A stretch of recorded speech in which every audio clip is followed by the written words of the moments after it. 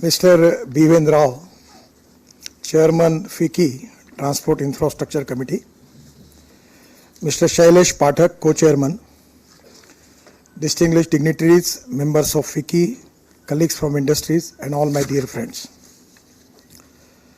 It's really a pleasure for me to interact with you because sometimes I get a lot of good suggestions from your side. So very thankful to FICCI for giving me opportunity. The Indian highway network is one of the important network in the world. We are the second highest in the world. India, we have got 64 lakh kilometer of road network.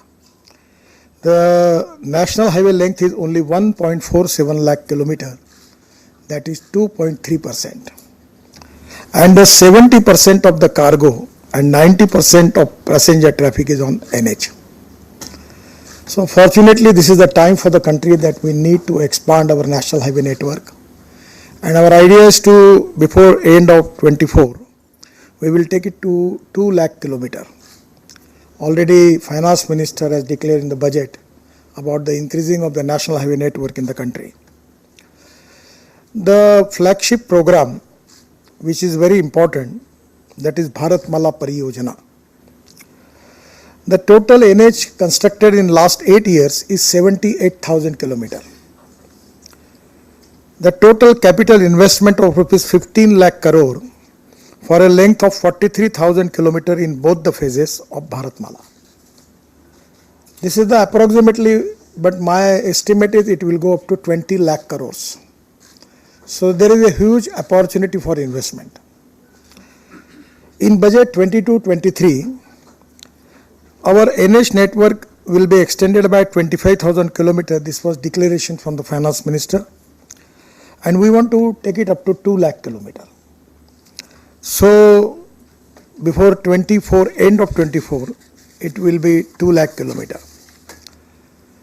Current logistic cost in the country is 14 to 16%. And in the European countries and the USA, it comes to 12%. And China, somewhere it comes to 8 to 10%. And somewhere, some part of the India, it can go up to 18%. So regarding our export, our trade and business, the most important challenge for the industry and business, that how we are going to reduce our logistic cost. That is the most important thing. And my target is to take it up to the 10%. It can be possible with your cooperation. Because our first priority is for waterways, second priority for railway, third for road, and fourth for aviation. So when I was a shipping and port minister, we developed a lot of waterways. Varanasi to Haldia, 1,350 km waterways is developed. Then from Haldia, the Bengal Sea is there. The Brahmaputra dredging is completed. Even at that time, with the request of Prime Minister of Bangladesh, we have go up to the Mungli in 250 km Brahmaputra in Bangladesh and complete the dredging. We have completed the dredging in Barak River. Then already we have the seashore is available, and now 12 major ports and 200 minor ports are there. Where I will request all of you that if you can plan for taking water transport, it is going to reduce the logistic cost. So we need an integrated approach for that. I understand that 100% water transport cannot be possible. So by going by a road, if the cost, for example, is 10 rupees, going by railway is 6 rupees, and going by waterways is 1 rupees. So this is very important, and I will request you that the FICCI should plan that how we can utilize the waterways, how we can increase the water transport, and that can be possible. We have Suzuki factory in Gurgaon, and we have other automobile brands available in Chennai. By Roro, Ropax, by special ships, we can take cars from Hyundai and other company which available in Chennai to Kandla, and by Kandla, by railway ticket to Punjab, Haryana and Delhi. And the same thing, from Maruti Suzuki car, we can take it here and we can take it to Chennai. Ashok Leyland factory is there. So I feel that this can be possible. This is win-win for all the stakeholders. The other important thing is with fuel. You see, this is one of the very important subject touching to my heart. मैंने तो तय कर दिया कि diesel और petrol को खत्म ही कर देना देश को, और ये हो जाएगा. ये कोई कठिन नहीं है, ये कठिन है पर असंभव नहीं है. Just to take the example, if you can go for LNG as a fuel for truck, if you are spending 100 rupees on diesel, the cost for LNG is 40 rupees. Now one of the company in Gujarat, they have already manufacturing manufacturing of LNG truck, and their capacity is for 1600 kilometer. With the 10 LNG pump station, they will manage whole country, and your cost of diesel will be reduced by 40%. Now we have the consumption of 4,000 crore liter of diesel for generator set. I will request the people of FICCI that because of my individual persuasion, now Kirloskar has given me the generator 100% on bioethanol. And the ethanol cost is 60 rupees and diesel cost is 110 rupees. And we are spending 4,000 crore liter of diesel for this IT towers for generator set. Then we are using in construction equipment machinery, we are using diesel. Once I requested to Mr. the MD of JCB to make the JCB on CNG. I have my own tractor on bio CNG. Now we have 5 plants in Punjab and Haryana. They are making bio LNG and bio CNG from rice straw, that is popularly known as parali, is the biggest problem for pollution. And 5 ton of parali is giving 1 ton of CNG or LNG. It's a successful experiment. In the Panipat, Indian Oil has started the project where they are making 150 ton of biobitumen from parali per day and 1 lakh liter of bioethanol. So now in Assam, availability of methanol is there. The Assam Petroleum is making 100 ton of methanol per day. Methanol rate is 22 rupees per liter and diesel is 110 rupees per liter. If you can convert your all truck transport and buses in Assam and Northeast on methanol, it will reduce the cost and pollution. The methanol is available there. Already government has started adding of 15% methanol in diesel in Northeast. So these are the lot of things. Even now we are going for hydrogen. This is the fuel for the future. We can use sewage water, and from sewage water we will make the clean water from that. And for the solid waste management we need segregation. The rooftop solar will be there, and only 1 crore cost you get the electrolyzer by which we can get green hydrogen. And my idea is to take the cost of green hydrogen with $1 per kg, and it will have a capacity of 450 km per kilo. I have got hydrogen car beautifully, well comfortable, and this is the future. So ethanol, methanol, biodiesel, bio LNG, bio CNG and electric and green hydrogen is the alternative fuel. It is import substitute, cost effective, pollution free and indigenous, and you can save your logistic cost. And where now our electric car, now there is a waiting list. People are coming to me to please give your letter that we will get out of turn electric car from the company. The Indian company has increased their share in the automobile as compared with the foreign companies, and now we have 2-wheeler and 3-wheeler available in flex engine. Flex engine means you can use 100% bioethanol in place of petrol. You know that model Camry of Toyota, that is in flex engine with hybrid electric. Actually that model was that they have 60% petrol and they generate 40% electricity. Now the Toyota in next month going to launch all their models with 100% bioethanol and electric. By this the rate of the petrol will come 25 to 30 rupees per liter. Already the Bajaj, TVS and Hero have already manufactured flex engine scooter and a motorcycle. The auto rickshaw is available. In Pune we have 3 ethanol pumps are there, and ethanol is a green fuel. there was one problem. The caloric value of ethanol was less as compared with the petrol. So once somewhere in my noting I get information that in Russia there is a technology available where the caloric value of ethanol is equal to petrol.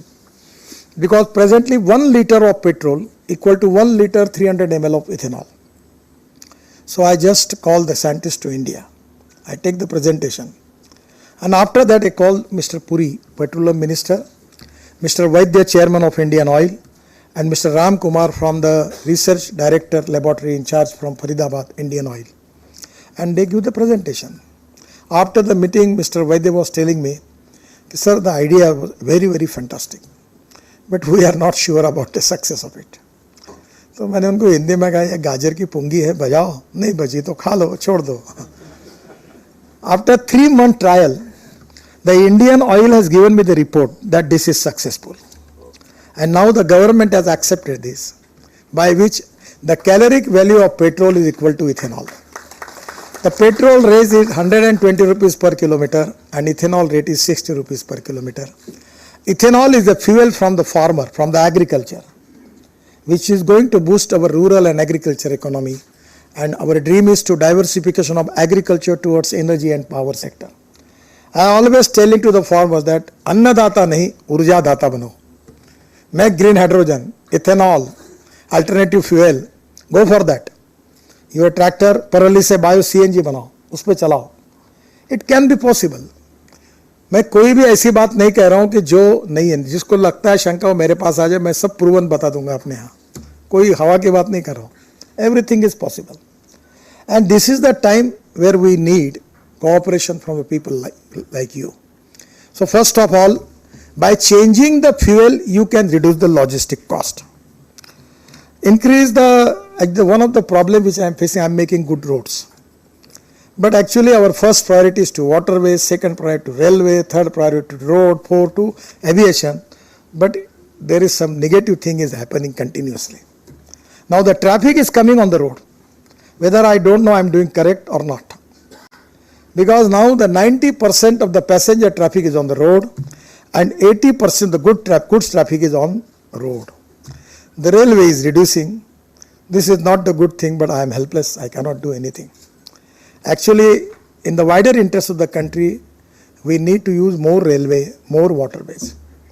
But actually by making green express highway, you can reduce the cost. Mr. Pathak was telling to me, you can reduce it. Now Delhi to Mumbai for car, it will take 12 hours.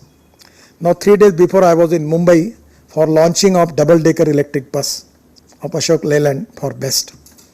So the Chief Minister was with me, and actually when I was Minister in Mumbai, I got opportunity to construct 55 flyovers and Worli-Bandra ceiling project in Mumbai and Mumbai-Pune Express Highway. So at that time my dream was there to take that express highway to connect it to Mumbai-Delhi corridor, going for Surat, Ahmedabad and Vadodara. So I give the proposal to Chief Minister that I am ready to construct the flyover connecting Worli-Bandra, after that Vasai-Virar to Delhi-Mumbai highway. The cost coming 50,000 crore, I don't have any problem. Only you give me two things. You give me exemption of share of GST from government of Maharashtra on this project, and give me the all aggregate and material without royalty to this project, and give me some government land near to the project. I am ready to invest 50,000 crore in this project. So by which it can be possible from Nariman Point to Delhi up to Connaught Place, it will be 12.5 hours you will be there with car. And for truck it will take 18 to 20 hours. Presently it takes 50 to 56 hours. So it is going to reduce the cost. When I was minister in Mumbai, there was time taken from Mumbai Pune was 9 hours. Now it is 2 hours. Some people are coming in 1.5 hours also. So now we are making the road of the standard that from Delhi to Dehradun 2 hours. Up to end of this year, before December end, we will give that road. Delhi to Dehradun 2 hours, Delhi to Haridwar 2 hours, Delhi to Chandigarh 2.5 hours, Delhi to Jaipur 2.5 hours, Delhi to Amritsar 4 hours, Delhi to Katra 6 hours, Delhi to Srinagar 8 hours, and Delhi to Jaipur, Delhi to now this Meerut First of it was 4.5 hours, now it is 40 minutes from Delhi to Meerut. So already the things are moving fast. We are making Chennai to Bangalore with 2 hours. Our member NHI is here, he is making that road. Within 2 hours we will be there. So my suggestion is we are making 12 green express, say 26 green express highway, axis control. So from Mumbai and Pune we have a lot of problem for for air pollution. But now from Delhi, from North India, from Gujarat and Rajasthan, the traffic which is going to south, Hyderabad, Chennai, Bangalore, in Kerala, everywhere now that traffic is going to Mumbai, Mumbai to Pune. Then there are two ways, Pune to Solapur, or Pune to Kolhapur. But now we are making green expressway from Surat. That's Surat to Nashik, Nashik to Ahmednagar, Ahmednagar to Solapur, and Solapur to Bijapur, and it going up to south everywhere in Hyderabad, Chennai, Bangalore, you can go by that way. So you don't need to go for Mumbai and Pune. It will reduce the air pollution in Mumbai and Pune also. So actually it is just like a heart surgery, bypass. We are making the arrangement just like bypass surgeries. Where the traffic density is high, we are making the green express highway. So 100% it is going to reduce the cost. Because of Bharatmala and green express highway, our expectation that we can reduce the logistic cost by 3% of the GDP. So this is very important. We are already making the highway. I don't want to elaborate it because you can see you can go anywhere in India. You can go to Kashmir, Ladakh, Leh, Northeast, Arunachal, Meghalaya, Tripura, any north side, south side, everywhere there are a lot of development in highways going on. But regarding this Delhi also, this is very important because Delhi is facing the problem of pollution. We are making greenfield corridors 27, express highways 5 numbers, and access control corridors 22 numbers. And that by which the total capital cost is the length of 10,000 kilometers, and cost is coming approximately 6 lakh crores. Delhi Mumbai 1,400 kilometers, it's 1 lakh crore. Ahmedabad Dholera 110 kilometers, 4,200 crores. Delhi Amritsar Katra 670 kilometers, 40,000 crore. Bengaluru Chennai 262 kilometers, 17,000 crore. Kanpur Lucknow 63 kilometers, 4,100 crore. These are already in the process. So this greenfield infrastructure project, very important. We have conducted route optimization exercise across major corridors and have designed newer alignments which have resulted in minimum 4-lane configuration of highways. Reduced travel distance, reduced travel time, lesser fuel consumption, around 110 crore liters of fuel will be saved every year. Reduce CO2 emissions, annual reduction of carbon dioxide emission by 250 crore kg. Huge saving in land acquisition cost and utility shifting process. Port connectivity with at least 4-lane highways. Everywhere for 4-lane, there will be 4-lane road. Greenfield alignment brings socio-economic development in the region. And saving in the travel time is going to reduce the cost. Now the Delhi-Mumbai Express Highway, I am giving just the, you can make the economic study of this project, is 1,382 kilometers. Cost is 1 lakh crore. 100% length is awarded, 70% work is completed. 90% of the work will be completed by end of this year. I am trying to make it 100%. Travel time 12 hours by car. मैं 14 बोल रहा था तो थोड़ा 12.5 hours इसलिए कहा कि Nariman point जाना है. तो by car and 20 hours by trucks. And Delhi Meerut Express Highway is already you are experiencing is 40 minutes. Train Trans Haryana Ambala Kotputli corridor 313 kilometers.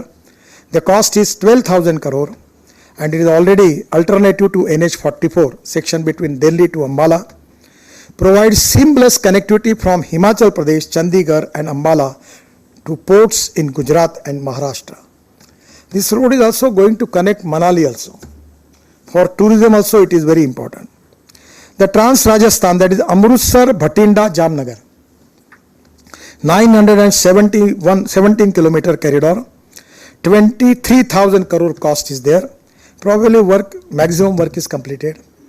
Improves connectivity between industrial zones of Punjab, Haryana, Rajasthan and connects them to major ports of Gujarat. So this is going to reduce the logistic cost, is very important. Now already I have given information about the other highways. Now the most important thing is, I always telling to the people that the innovation, entrepreneurship, science, technology, knowledge is a power. And for the construction industry, we need upgradation of the technology, where we don't want to compromise with the quality, but we want to improve the cost or quality of the construction. My humble request to all of you, make more alternatives for material. Why the steel people are so happy and increasing rate? Because there is less competition. If you can make the alternative for cement and steel, you will be happiest person. So glass fiber steel we are allowing. Now that lot of technology we are taking, I am telling you about it. But before that, I am telling you about the project of Delhi. Delhi is the capital, but unfortunately we are facing crucial problem related with the air pollution. We are making roads of 53,000 crores to decongest Delhi. The Eastern Peripheral Expressway of 135 km, 12,000 crore is completed. Dwarka Express Highway, 30 km, we are spending 10,000 crore. Next up to December we will open that. That is going to reduce the problem of this Delhi-Jaipur highway. Then UER2, Urban Extension Road of 6 lanes, 76 km of 8,000 crore, work has already started. Delhi to Akshardham to EP of 6 lane, 32 km of 3,500 crore, work has started. UP Haryana border to Sonipat 4 lane, 45 kilometers, 1,200 crore, already started. Gurgaon to Sohana 6 lane, 22 km, 2,000 crore, work has started. Gona to Sonipat 4 lane, 38 km, 1,500 crore, work has already started. Flyover and underpass on Delhi-Gurgaon road of 1,000 crore, already it is in tender process. Now after that, just 20 days before, I was there with our member NHI and additional secretary Mr. Ghosh and Manoj Kumar with in Gurgaon for the program of BCG. Some climate change conference was there and we were stuck up in the traffic. तो दोनों मुझे कह रहे थे ये traffic, बोला अच्छा हो गया तुम फंसे हो. जब मैं फंसा हूँ तो लोग देख रहे हैं और कितना आनंद उनके चेहरे पे आ रहा, देखो मतलब कि बोले हम मिनिस्टर भी फंसा है फिर भी नहीं करता. कितने लोगों को तकलीफ हो रही है. तो मुझे पूछे कि मैं बोला तुम्हारे कारण है, तुमने गलती की. अगर धौला कुआं से पूरा फ्लाईओवर बनाते डबल डेकर और पूरा गुड़गांव के आगे ले जाते तो आज काय के लिए ट्रैफिक जाम होता है. तो अभी हमने एक अच्छा काम किया है कि महाराष्ट्र में सांगली साकोली में हमने ब्रिजेस तोड़ दिया और ब्रिजेस को जोड़ दिया. और अभी हम चेन्नई में और पूना में बना रहे रोड. नागपुर में एक बना है, वो रोड ऐसा है कि नीचे में रोड, ऊपर में फ्लाईओवर, उसके ऊपर में फ्लाईओवर, उसके ऊपर में मास रैपिड ट्रांसपोर्ट और उसके ऊपर में. तो ये 3-3 लेन के हैं. वाघोली से शिरूर और तळेगांव से शिरूर और उधर चेन्नई पोर्ट से चेन्नई के बाहर, ऐसे 2 बड़े प्रोजेक्ट हम डिज़ाइन कर रहे हैं. अब मैंने सब जगह कहा कि जहाँ PCUs 30,000 के ऊपर है, 40,000 के ऊपर है, वहाँ डबल डेकर ब्रिज बनाओ, सिंगल डेकर नहीं.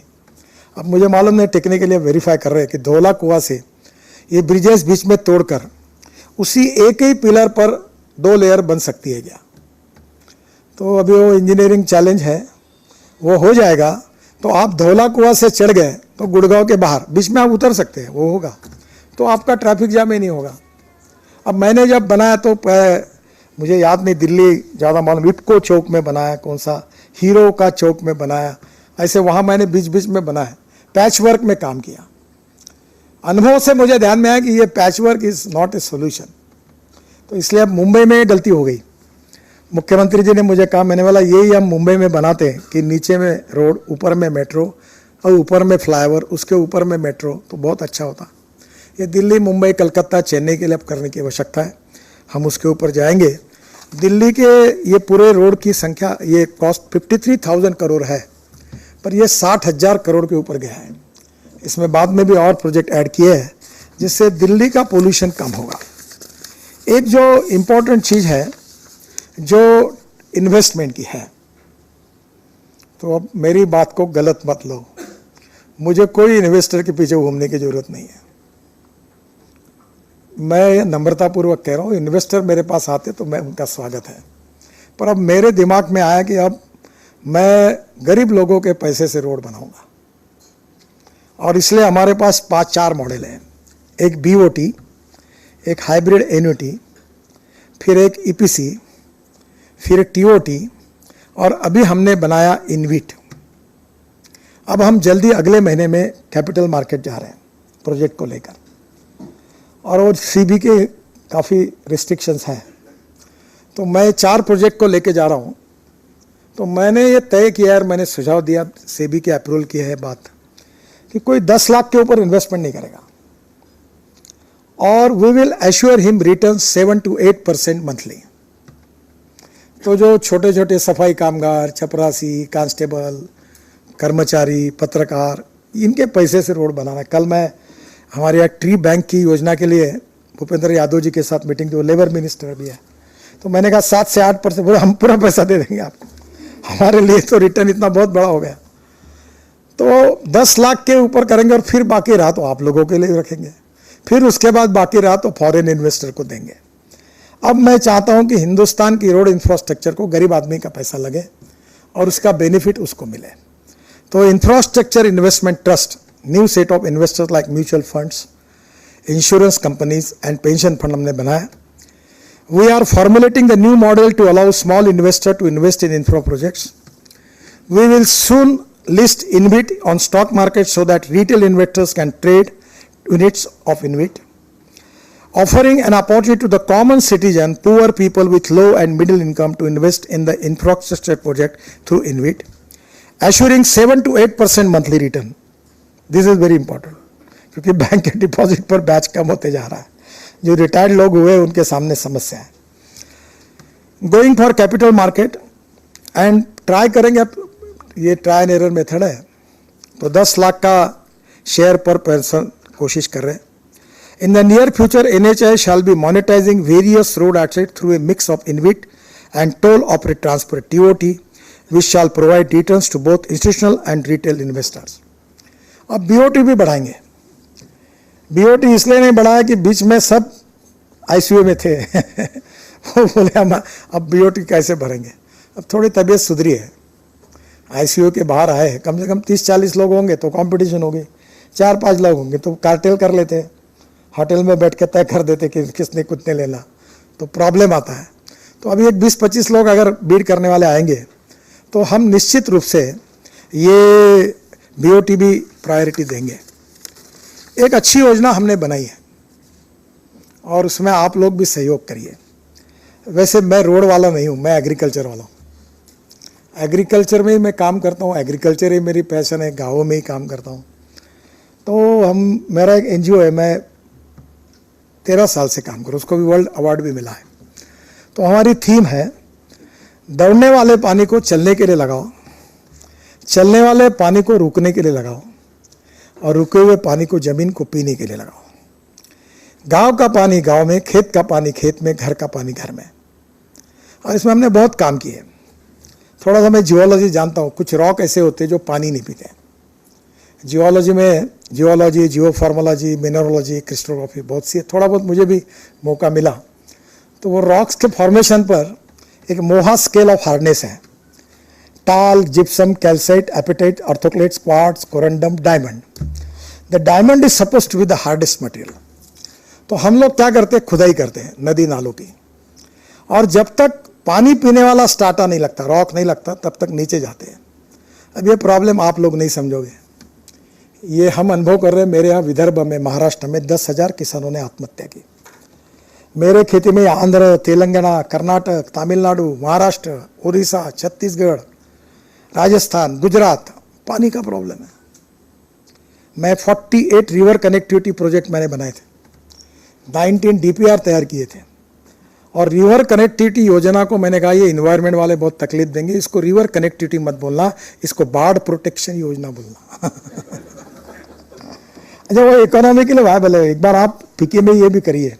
अभी ये पंचेश्वर है नेपाल में। एक 10 दिन पहले नेपाल के उप प्रधानमंत्री मेरे पास आए थे। मैंने कहा मैं आपको समझाता हूँ अनऑफिशियली, आप देखो पंचेश्वर के लिए 50,000 करोड़ रुपये लगते हैं, 6,000 मेगावाट पावर होती है। मैंने बोला आधा पैसा लैंड में तुम दे नहीं पाओगे, तुम्हारे लिए सब भारत सरकार करेगी, ऐसा प्रपोजल दो और आप 2,500 मेगावाट पावर लो।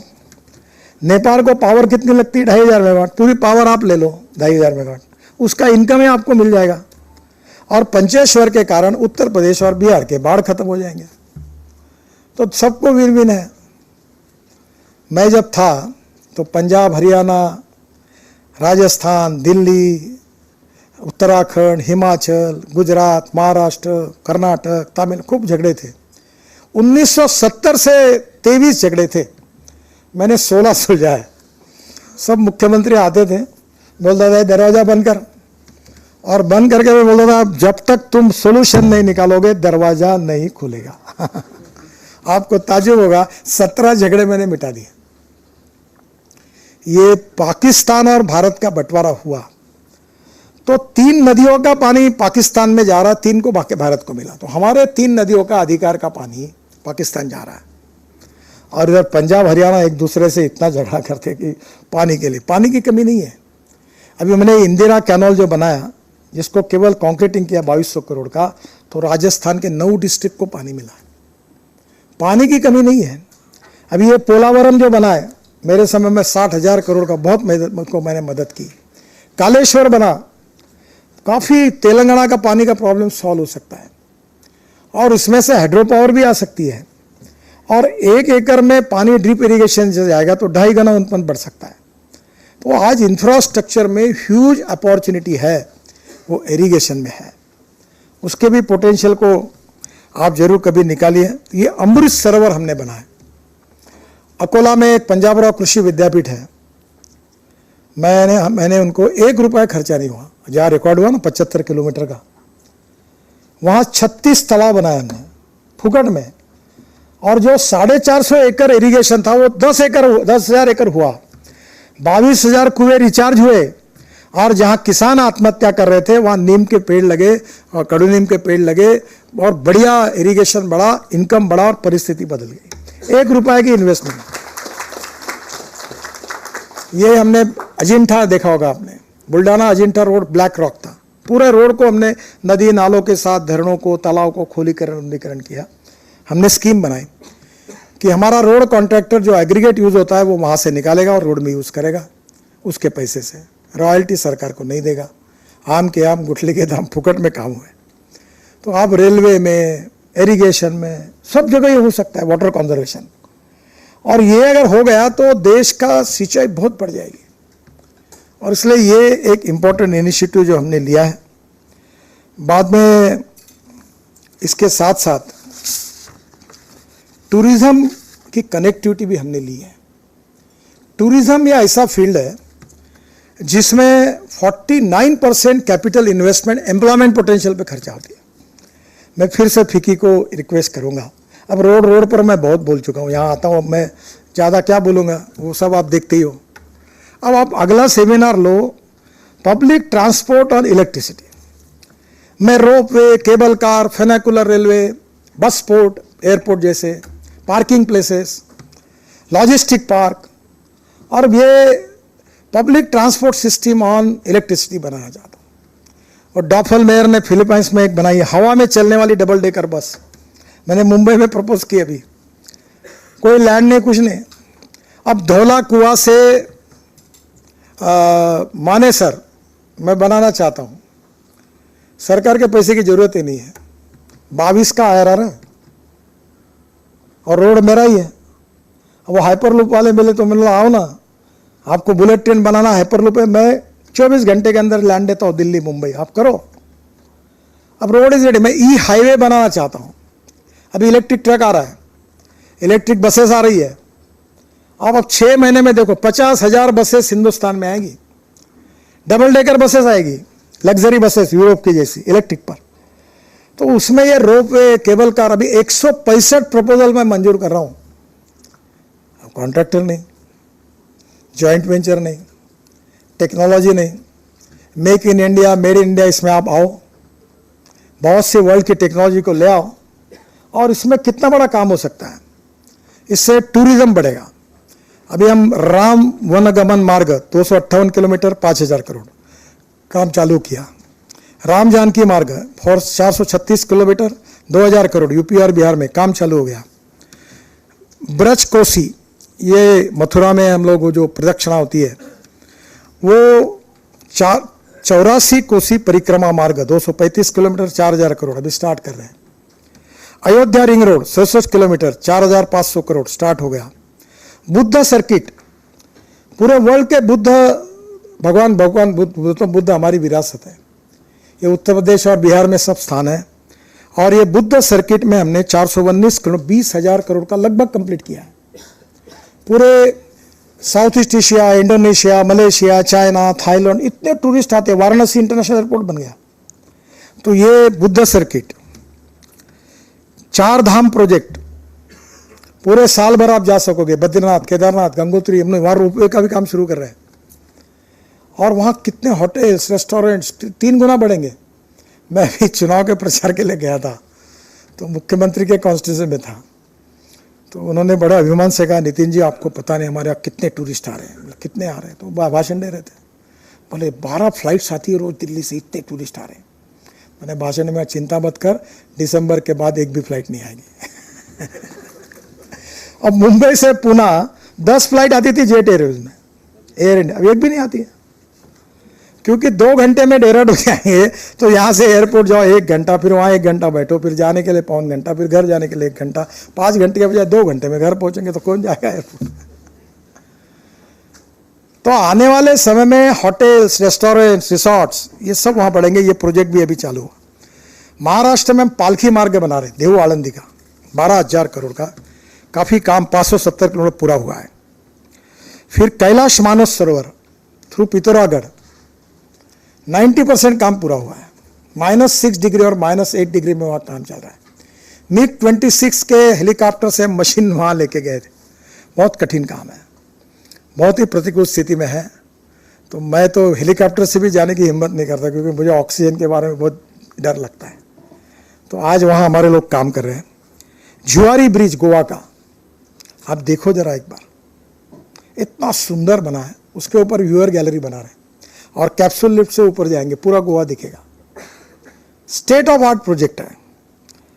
बेट द्वारका, जो ओखला सिग्नेचर ब्रिज बना रहे हैं द्वारका में।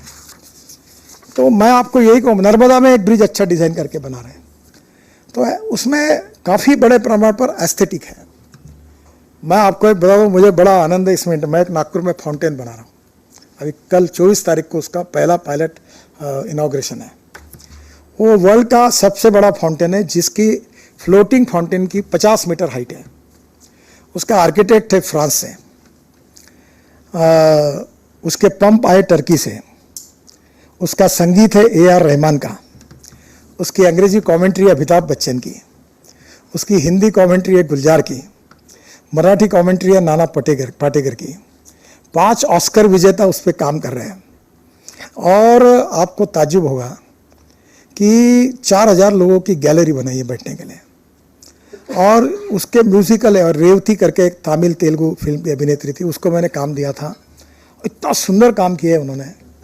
स्टेट ऑफ आर्ट प्रोजेक्ट है। उसके बाजू में मैंने 12 मंजिले बिल्डिंग बनाई, 1100 गाड़ियों का ऑटोमेटिक पार्किंग, और 30वें मंजिले से 30,000 स्क्वायर फुट का फूड मॉल, 12वें मंजिले पर 4 मल्टीप्लेक्स, और 13वें मंजिले पर रिवॉल्विंग रेस्टोरेंट। फिर मैं गार्डन बना रहा हूँ। देखो, जिसको इंटरेस्ट है वो करता है, मुझे खास है मैं करता हूँ। तो मैंने वो अपने MP फंड से 50 लाख रुपए दिए। तो पूरे देश से मैंने फ्लावर इकट्ठा किए। 265 जातियों के कमल के फूल लाए, वो तेलंगखेड़ी बगीचा है, उसको मैं कमल का गार्डन बोल। 265 जातियों के, 350 जातियों के अभी तक गुलाब कलेक्ट किए, ग्रीन हाउस तैयार किया। और वहाँ बहुत बड़ा, जैसे आप वैनकोर में गए होंगे, वो बुचर्ड गार्डन देखा होगा, दैट इज माई इंस्पायर, वैसे गार्डन बना रहा हूँ। 350 प्रकार के गुलाब डेवलप किए। और मैंने कहा कि लोग 100 रुपये का टिकट निकाल के आने चाहिए, फोकट मत दिखाओ। और इतना सुंदर बनाया कि नेचुरली हम टाइगर कैपिटल है, तो जो नागपुर आता है अभी टाइगर देखना, तो एक एक दिन 8-8 टाइगर देखते ताड़ोबा में। तो टाइगर देखने के लिए रोज खूब लोग आ रहे फॉरेनर्स, मतलब ये सब फाउंटेन देखने चाहिए। तो टूरिज्म ये बहुत इंपॉर्टेंट है। लोगों को केवल रेस्टोरेंट चाहिए, छोटे छोटे वॉशरूम्स चाहिए, पार्किंग प्लेसेस चाहिए, क्लीननेस चाहिए। अगर इतना भी हुआ तो इस देश का टूरिज्म इतना बढ़ेगा, नॉर्थ ईस्ट का बड़ा अभी बहुत बड़ा है। तो इसमें एम्प्लॉयमेंट पोटेंशियल, और आप जरूर इसके ऊपर विचार करो। एक इम्पॉर्टेंट चीज़ है कि टेक्नोलॉजी में ये बिटुमिन रोड कैसे भी बनाओ 2 साल में ख़राब होता है।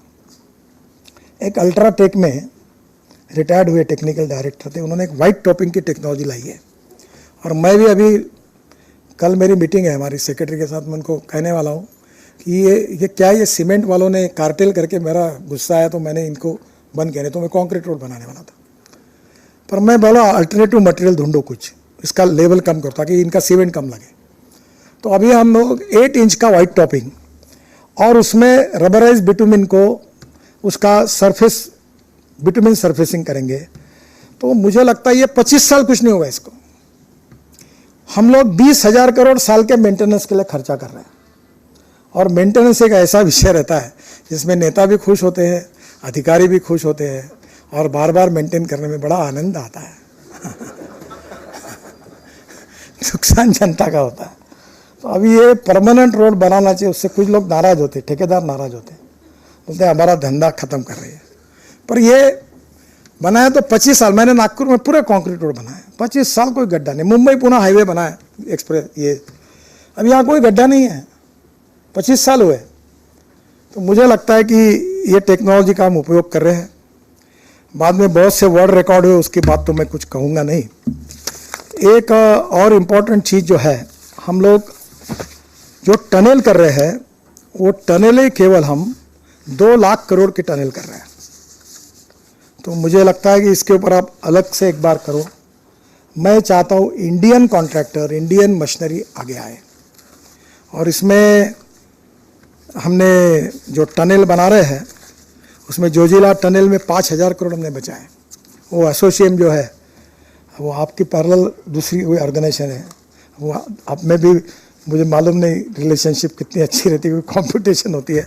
उन्होंने बहुत काम किया, मदद की।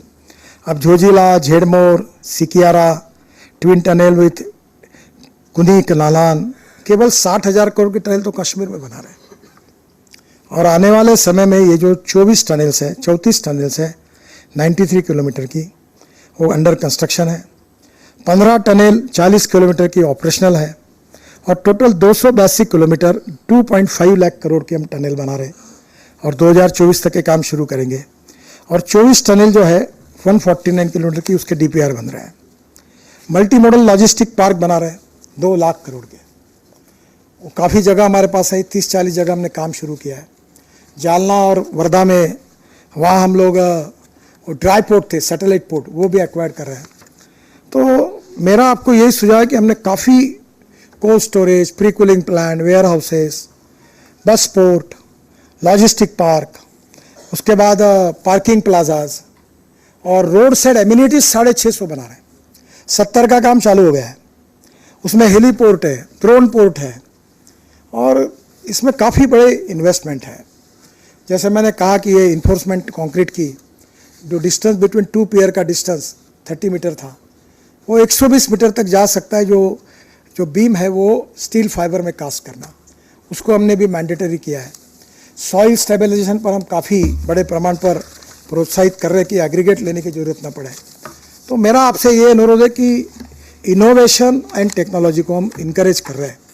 शुरुआत में अड़चन आती है, पर धीरे धीरे आप भी कोई अच्छी टेक्नोलॉजी होगी तो हमें दीजिए, जो without compromise with the quality, if the cost saving is there 100% we will do it. और इसलिए अलग अलग सेक्टर पर जाकर आप और अध्ययन करेंगे तो मेरी एक इच्छा है कि इंडियन एंटरप्राइज, इंडियन इंडस्ट्री ये आगे आए, ये इन्वेस्ट करें, ये काम करें। और जो प्रधानमंत्री जी का आत्मनिर्भर भारत का सपना है, जिसमें हमारे रोड सेक्टर का बहुत बड़ा जिम्मेदारी है, आप सबके सहयोग से वो पूरी होगी, इसी विश्वास के साथ मैं अपनी बात को समाप्त करता हूं। धन्यवाद।